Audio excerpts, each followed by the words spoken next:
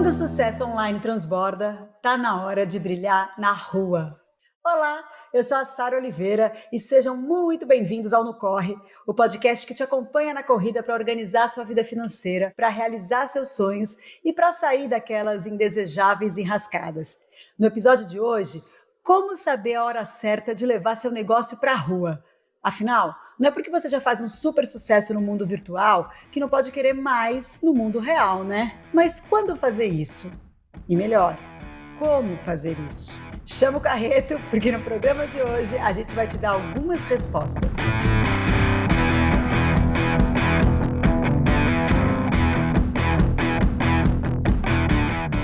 Nós já sabíamos, mas confirmamos várias vezes ao longo dessa temporada do No Corre. A vida do empreendedor brasileiro não é simples. Nos últimos episódios, a gente ouviu algumas histórias de pessoas que dão um duro danado para ter um lugar ao sol, mas que enfrentam muitas dificuldades.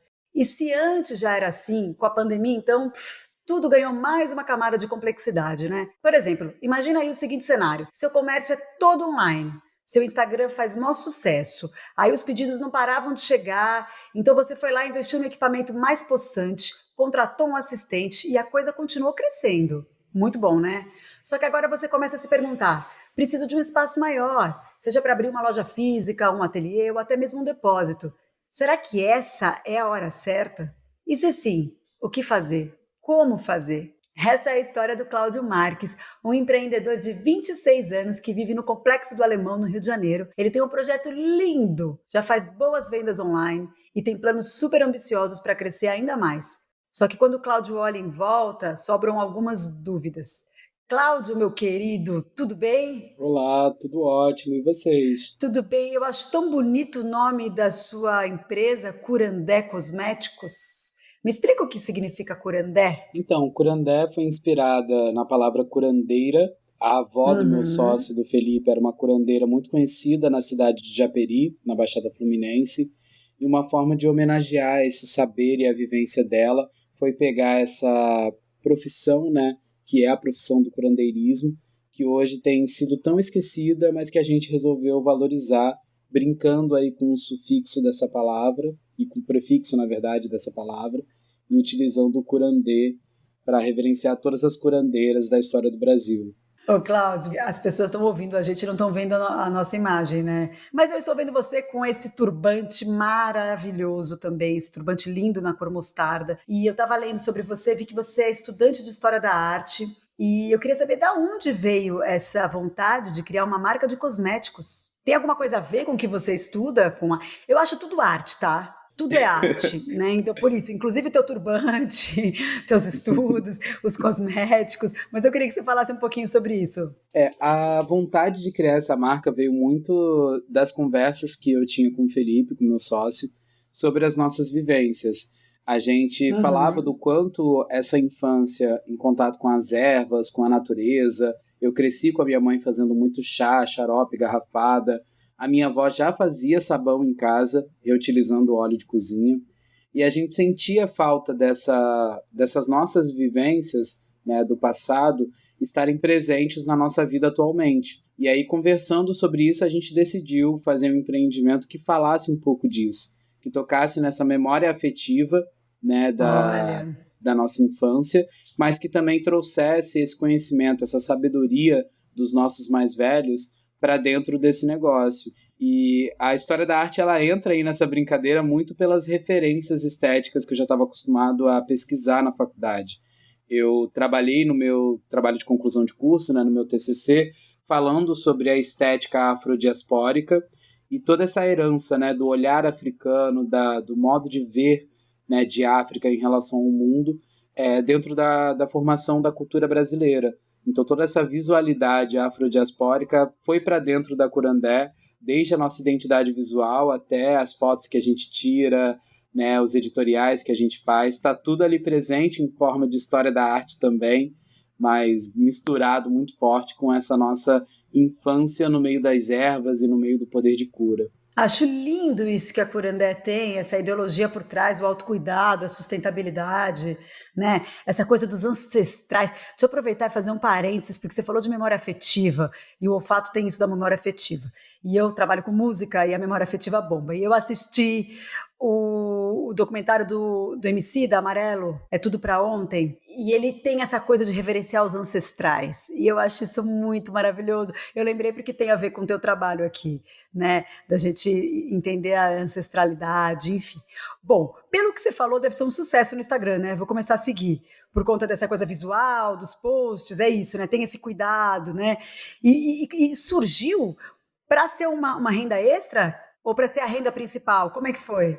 Foi antes da pandemia? Conta para mim. A gente começou esse negócio para complementar a renda mesmo, né? Tava eu e o Felipe Tá. no meio da graduação, preocupado com um livro que tinha que comprar, com passagem para ir até a faculdade. A gente falou, cara, a gente precisa fazer alguma coisa para conseguir continuar estudando e custear os custos, né, da nossa graduação. E trabalhar de carteira assinada 40 horas semanais era algo que iria afetar diretamente o nosso estudo, o rendimento na faculdade. Então a gente decidiu empreender. Falei, olha, a gente pega ali algumas horas do dia, faz os cosméticos, vamos para umas feiras no final de semana. E surgiu dessa forma. A gente fez a primeira feira em 2019 e nessa primeira feira já começou a vir todo esse resultado de identificação e aceitação do público. Na mesma semana a gente já tinha várias encomendas e quando a gente botou no Instagram, né, principalmente como rede social, as fotos dos produtos e a ideia que estava por trás, aí foi um crescimento assim até espantoso para a gente. A gente não imaginava que a gente fosse conseguir tanta visibilidade nas redes sociais e hoje se tornou o nosso principal fonte de renda e o principal foco da nossa vida, né? Hoje a gente deixou de fazer tudo que a gente fazia para focar na Curandé. Quando você e seu sócio começaram, tinha um capital inicial, assim? Vocês tinham uma grana reservada? Então, na verdade, a gente começou com o valor exato de R$ 400, né? E aí a gente pegou R$ 300 para fazer de produto, né, de matéria-prima, embalagem, e R$ 100 foi o valor que a gente pagou para estar na primeira feira, quando a gente participou, depois de 2 semanas que a gente tinha feito essa produção inicial. Então foi R$ 400 que a gente começou na cara e na coragem, sem um valor significativo de capital de giro. Bom, aí depois foi aquele malabarismo para conseguir garantir o crescimento da empresa sem a presença desse tão sonhado capital, né? Porque aí a gente, conforme ia aumentando as encomendas, as vendas, a gente ia negociando prazo com os clientes. Olha, eu vou demorar um pouquinho mais para conseguir te entregar porque o meu produto é artesanal. E aí a gente recebia o valor da venda, corria, comprava matéria-prima, produzia mais. E aí nesse ritmo a gente foi conseguindo, depois de alguns meses, ficar um pouco mais estabilizado em relação ao estoque, a já ter produtos à pronta entrega. Então foi realmente um malabarismo financeiro que a gente teve que fazer durante longos meses para conseguir fazer com que a Curandé crescesse um pouquinho mais. E onde vocês fabricavam e estocavam? A gente de início fazia tudo isso em casa. Era realmente a cozinha da nossa casa, o lugar da magia, da alquimia ali acontecendo. Na nossa cozinha mesmo, o Felipe fazia as fórmulas. Ele, por ser estudante de biologia, já tinha mais ou menos um conhecimento em relação às questões mais técnicas, né? O que a gente precisa ter cuidado, o que a gente pode fazer, o que não pode fazer, quais os utensílios que a gente precisava usar para garantir o mínimo de segurança. Mas a gente começou realmente no improviso, fazendo tudo em casa. A cozinha era o laboratório e um dos quartos da casa se tornou o estoque. O que mudou de lá para cá, Cláudio? Muita coisa mudou. A gente de lá para cá passou a ser muito conhecido e isso foi até meio estranho para a gente, porque a gente não imaginava que trabalhar com cosmético natural num contexto de favela e periferia pudesse ser algo que impactasse tantas pessoas.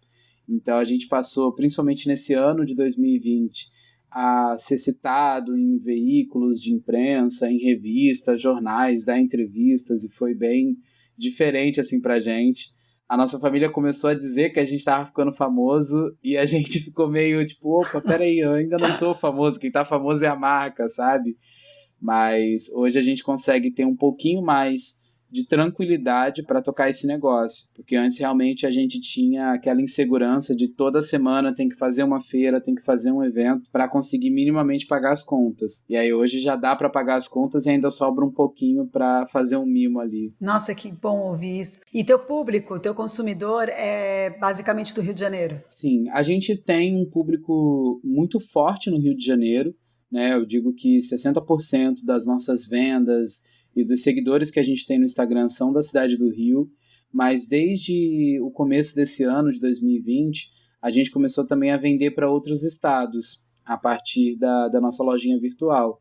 Então hoje eu já vendo para pessoas de São Paulo, de Minas, o pessoal da região norte também tem comprado, né? O nosso Muito produto bom. está chegando desde o extremo da região norte, Amazonas, Pará, até o extremo sul do país, ali no Rio Grande do Sul, Pelotas, Chuí, a gente consegue hoje já atender todos os estados. Agora me fala uma coisa, e a pandemia, cara? Como é que ela impactou o teu negócio? A pandemia impactou muita gente, principalmente no primeiro mês, porque a gente dependia exclusivamente de feiras e eventos para conseguir vender os nossos produtos. Então a gente estava acostumado a participar do circuito de feiras de economia criativa, de produtos artesanais que acontece no Rio de Janeiro. E além dessas feiras, a gente tinha também algumas parcerias com 2 lojas colaborativas aqui no Rio que garantiam para a gente ali uma renda certinha ali todo mês.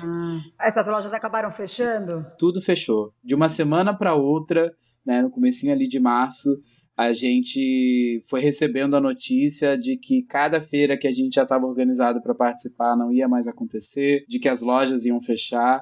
Então, do começo de março até mais ou menos a segunda semana de março, a gente estava extremamente desesperado, porque a gente não tinha mais a nossa fonte de renda, que era os lugares onde a gente vendia o cosmético. Mas a cabeça empreendedora, ela sempre pensa de uma forma mais diversa, né? Eu queria saber, assim, vocês tinham já, antes da pandemia, uma ideia de ter um lugar físico próprio? E se essa ideia perdura, o que vocês estão pensando agora? A gente sempre teve essa vontade de ter uma loja da Curandé, principalmente no Complexo do Alemão.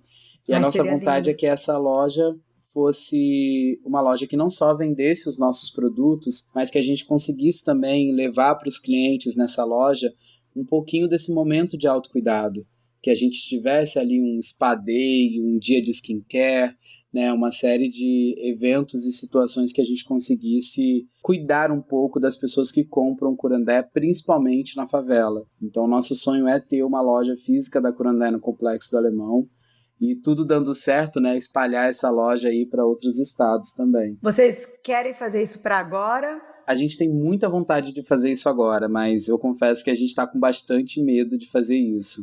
Primeiro, por conta desse cenário que está bem incerto, e segundo, também por conta da questão do capital de giro, né? A gente sabe que investir numa loja física, a gente vai precisar de um dinheiro ali reservado para conseguir sobreviver, e a gente não sabe muito bem como fazer isso, né? Como pegar esse capital de giro e como também garantir que esse investimento não vai ser uma furada dentro desse cenário que a gente está vivendo de tanta incerteza. Cara, eu acho a proposta da Curandé incrível, eu acho que tem tudo para dar certo.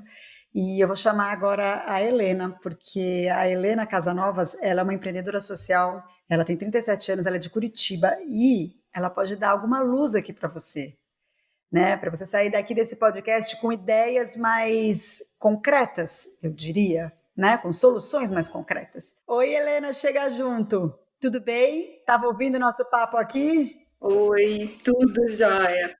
Tava super ouvindo, já tô apaixonada já pela Curandé. Não, já vamos comprar. Helena, antes de mais nada, me explica o que é uma empreendedora social. Então, o empreendedor social é um empreendedor que empreende com impacto social. Então, mais do que visar o lucro, a gente visa o impacto que a gente está causando. Então, o produto ou serviço que a gente oferece, ele é para resolver algum problema social, né? Então, a gente está querendo resolver algo. E isso é o maior objetivo do empreendedor social. Só que aí ele precisa se autossustentar também. Então, normalmente, a gente monetiza e se sustenta de diversas maneiras, né? Então, o produto ou serviço que a gente oferece, ele gera o impacto e ele gera a sustentabilidade do negócio também. E como é que você começou nessa profissão, Helena? Eu não fazia a menor ideia de que eu ia enveredar por esse caminho. Eu fui fazer administração na Universidade Federal do Paraná. Quando eu entrei, eu tinha uma vontade assim, muito de ser uma executiva, trabalhar numa grande empresa, enfim, né?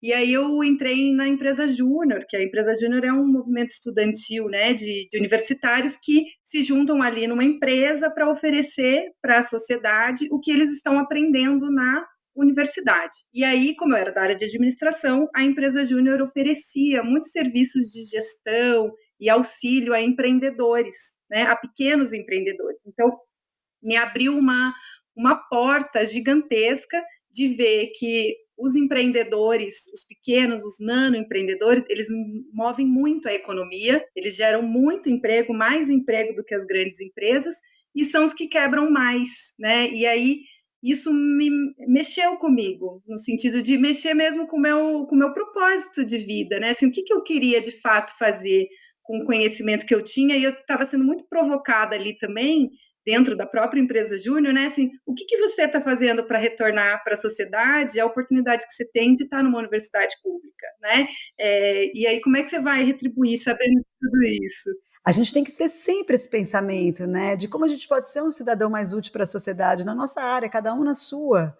Isso é muito massa. Foi aí que você criou o teu canal de YouTube? Então, aí eu saí com essa vontade de fazer isso, né, de oferecer capacitação para quem não podia nem pagar nada, né, para aquele empreendedor que nem se enxerga empreendedor, que é esse nano empreendedor mesmo que movimenta a economia dele ali no bairro dele, que ele gera emprego para ele, para a família dele, enfim. E aí, realmente a gente começou lá em 2013 com a plataforma, e foi muito por uma parceria que a gente teve com um programa de TV, que é o Caldeirão do Hulk. E aí a gente fez um quadro junto com eles, e olha só que coincidência!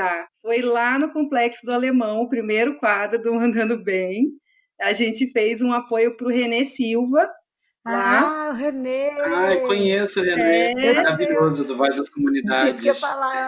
Esse moleque começou novinho, novinho, novinho, com Voz das Comunidades. Super! Eu sigo ele no Twitter desde o princípio e ele se formou depois em jornalismo. Que legal! E aí gerou uma demanda ali, né? Quando a gente começou com o apoio nesse programa, né, nesse quadro específico, a gente sentiu a necessidade de apoiar empreendedores de maneira online, né, de ter conteúdo e videoaulas e planilhas que fossem adaptadas para esse público, porque o público que é o empreendedor que a gente apoia é o empreendedor que é informal, que começa por necessidade, às vezes nem foi assim, viu uma super oportunidade, começou porque quer complementar a renda, porque muitas vezes começam porque foi mandado embora, ou quis sair mesmo e quis começar ali alguma coisa para gerar renda, né? Só que esse empreendedor, ele precisa de capacitação. E aí a gente começou ali em 2013 para oferecer capacitação e conteúdo específico e com a linguagem para esse público, né? Para ele se enxergar ali e ele entender que ele tem um negócio dele e ele tem como crescer. Uhum. E se ele investir mais na ideia dele, ele tem muito mais chance de ganhar mais dinheiro do que se ele vê aquilo como provisório por um tempo e voltar depois para o mercado formal. Então, o nosso trabalho é fazer essa virada de chave aí, para que esses empreendedores se enxerguem mesmo empreendedores e vejam essa oportunidade que o Cláudio viu, né, no decorrer, que ele começou ali para complementar a renda e a coisa foi crescendo, e aí cada vez mais está precisando de conhecimento e capacitação. Eu não sei se está certo o que eu vou falar, mas o que eu penso aqui é que muito brasileiro é empreendedor porque falta também oportunidade no mercado formal, né? E o que mais atrapalha esse perfil de empreendedor? É falta de conhecimento, de apoio, muita burocracia? Tem algumas coisas que atrapalham, acho que uma delas eu até comentei, que é como eles se enxergam. Né? Então, assim, como é a questão da autoconfiança quando você começa um negócio? Então, você começa por necessidade, porque você perdeu o trabalho, ou porque não tem outra oportunidade no mercado formal, aí você vai para o informal e começa a empreender. Né? E aí, essa é uma dificuldade, que é o empreendedor informal hoje, ele vê como transitória essa situação que ele está. Quer dizer, tipo, eu vou ficar aqui vendendo e vou me virar aqui um tempo, mas daqui a pouco eu vou para o mercado formal, e isso barra o crescimento. Eu acho que esse é um obstáculo gigante. Que interessante. Porque quando você vê como provisório, você não vai ir precificar melhor, você não vai escutar o seu cliente para ver como é que você pode oferecer um produto, um serviço mais adequado para ele. Você começa a copiar coisas que você está vendo e aí esquece que você pode ter um diferencial. Então, afasta eles da possibilidade de transformar essa necessidade numa oportunidade. Então, acho que esse é um grande obstáculo. E eu acho que outro é que tem pouca gente olhando para esse empreendedor informal. Todo mundo olha para o empreendedor formal ou para o mercado formal. E aí tem esse gap de 40 milhões de pessoas no Brasil, né? Que não está nem no mercado formal e nem é formalizado. E aí Nossa, a gente finge que gente, essas pessoas não existem. É muita gente. É muita gente, né? E aí, se a gente for ver até quem oferece apoio, normalmente oferece apoio para o empreendedor formalizado, né? E aí falta conteúdo, falta a linguagem, falta a planilha, falta respeitar que esse empreendedor vai fazer o controle financeiro dele, às vezes no caderno. E tudo bem ele fazer no caderno, desde que ele faça, né? No caderno, de explicar como é que você abre uma conta bancária, digital, por exemplo, como é que você faz. Porque isso é básico, né? E aí quem está trabalhando com formal não se preocupa em explicar isso. Então falta conteúdo. Então essa pessoa também não tem onde encontrar, são poucas as fontes que ela tem de encontrar. Então são essas duas barreiras que eu acho que são as principais.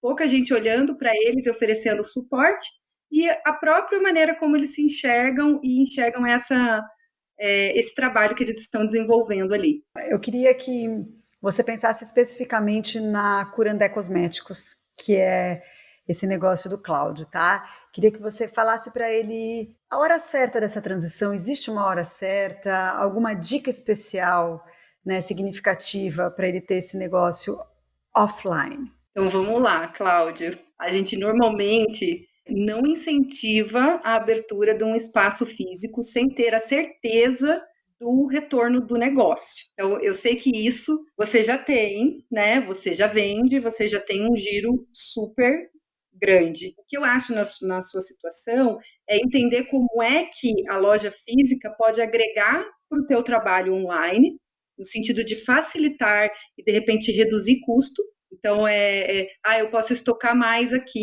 eu posso transferir o espaço que hoje eu estou ocupando da minha casa, eu posso transferir para esse espaço aqui, para eu não usar, mas não precisar utilizar a cozinha da minha casa, por exemplo.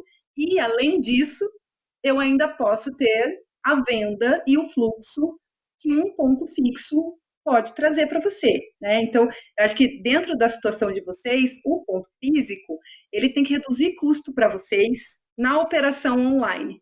Então, eu acho que esse é o primeiro, agora que você já tem o fluxo, você já vende e tal, que é a primeira etapa, check, né?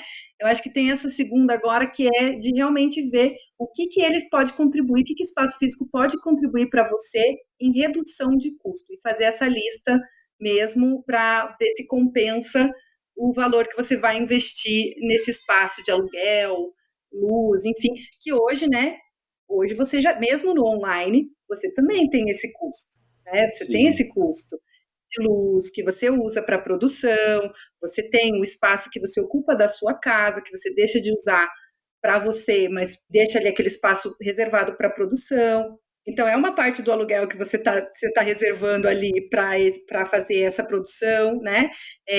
Então, as horas que vocês se dedicam, isso tudo é custo já que vocês já têm.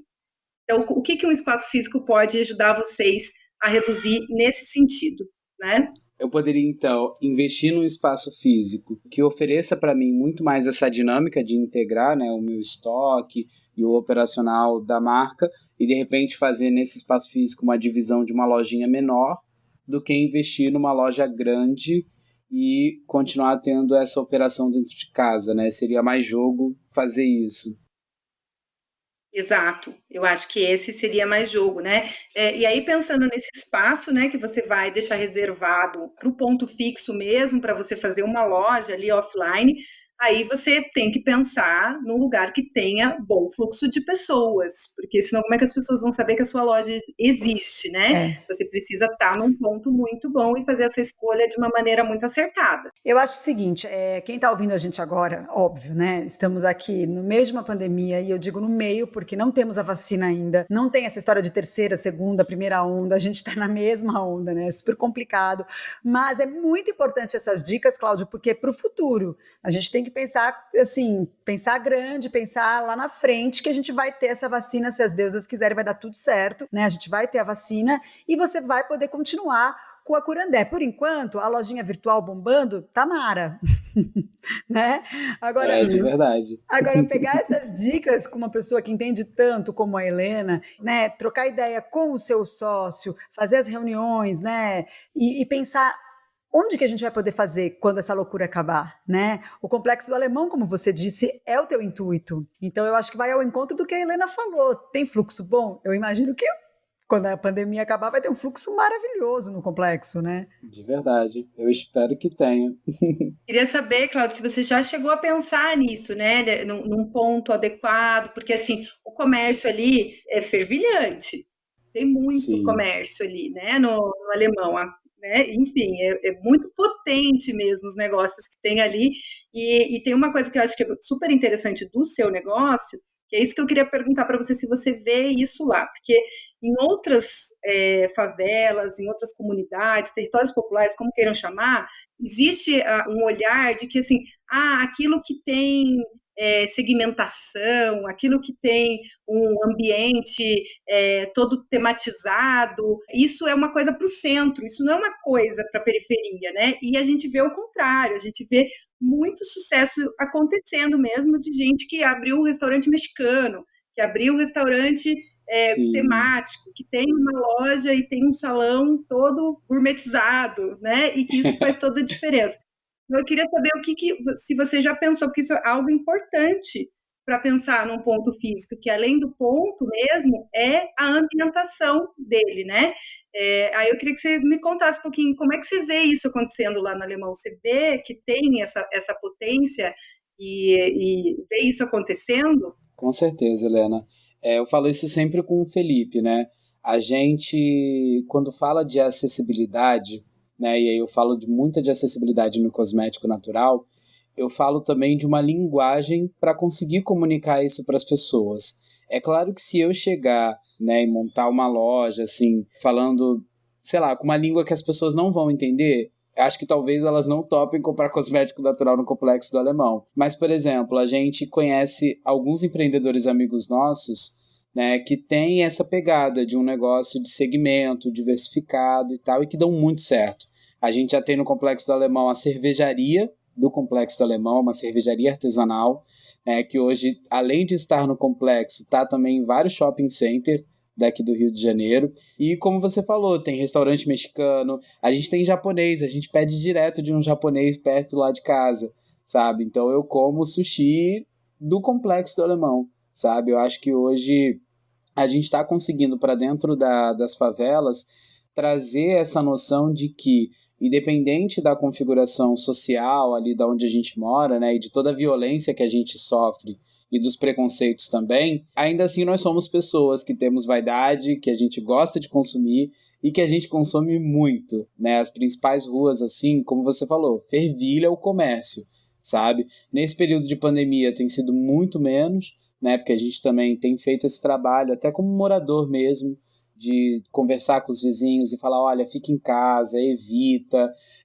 Os mototáxis estão ajudando muito, né, o comércio local para que isso aconteça. Então, a gente está incentivando muito o WhatsApp, né, as pessoas a comprarem pelo WhatsApp e receber pelo mototáxi, porque está ajudando a economia, a gente não para de vender, mas está todo mundo recebendo com segurança em casa. Essa conscientização coletiva que acontece nos bairros, nas comunidades, né, nos pequenos grupos, é a coisa mais importante, assim, eu ia falar mais bonita, é porque eu vejo beleza nisso, mas é uma coisa muito importante, porque são os micros que os macros vencem também, sabe?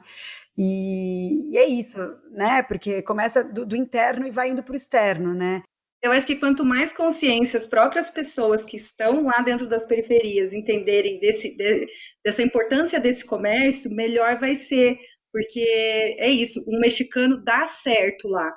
Eu vejo uma curandé com uma loja super massa dando certo lá no Alemão.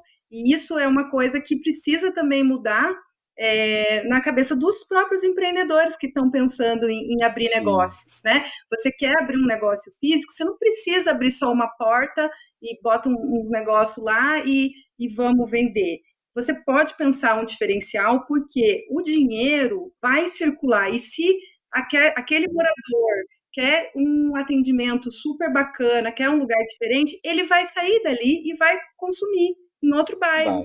Mas se tiver ali, o dinheiro vai ali e ele vai gastar o dinheiro ali, né? Então, isso é legal também dos próprios empreendedores entenderem que eles têm esse potencial de pensar diferente os negócios deles. E de incentivar que eles sejam priorizados, né? Exatamente, de que eles podem cobrar um pouco mais, né? De que eles podem caprichar numa decoração, numa arrumação de estantes, né? De pensar uma vitrine bacana, uma iluminação bacana, porque isso vai fazer diferença. Que tem esse mito, né, de achar que isso não vende na favela, na comunidade, na periferia. E vende, porque a gente já tem um monte de caso que mostra que vende. Então, vale a pena olhar para isso. Mas acredito que o Cláudio já esteja pensando na loja dele dentro desse sentido, né, Cláudio? Sim. Gente, eu amei esse episódio, tá? Adorei. Nossa, desejo muita sorte para a Curandé Cosméticos. Acho o máximo a tua ideia. Helena, muito feliz que você tenha esse intuito de ajudar as pessoas de uma maneira tão verdadeira, assim, tão, né, com vontade, com gás. Então, boa sorte no seu canal de YouTube também, tá? E você que está ouvindo a gente em casa, onde tiver, vão atrás da Curandé Cosméticos nas redes sociais e do canal de YouTube da Helena, que é o Tamo Junto. Beleza? Boa sorte para todos nós e muito mais para vocês dois. Ó, para continuar te inspirando e te ajudando na corrida para realizar seus sonhos e objetivos, a gente tá aqui. Se você ainda não segue o No Corre, agora é o melhor momento de fazer isso. Assim você tem acesso fácil a todos os nossos episódios e não perde a conversa da semana que vem. Então, até lá!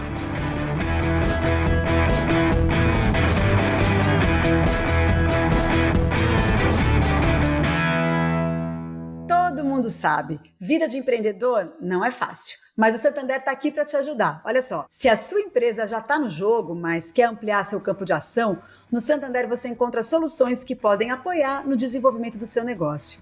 Precisa de uma grana extra? Conheça os produtos de crédito para investimento na expansão ou reforma do seu negócio. Manter estoque, quitar despesas do dia a dia, com condições de pagamento que se adaptam à sua necessidade. Além disso, tem serviços e ferramentas que apoiam na gestão do seu fluxo de caixa, como pagamentos e recebimentos via Pix, emissão de boletos, Copiloto Santander, Programa Avançar e também as já conhecidas maquininhas GetNet. Com o Santander Negócios e Empresas, você vai contar com todo o apoio para alavancar o seu negócio. Quer saber mais? Acesse www.santander.com.br/empresas.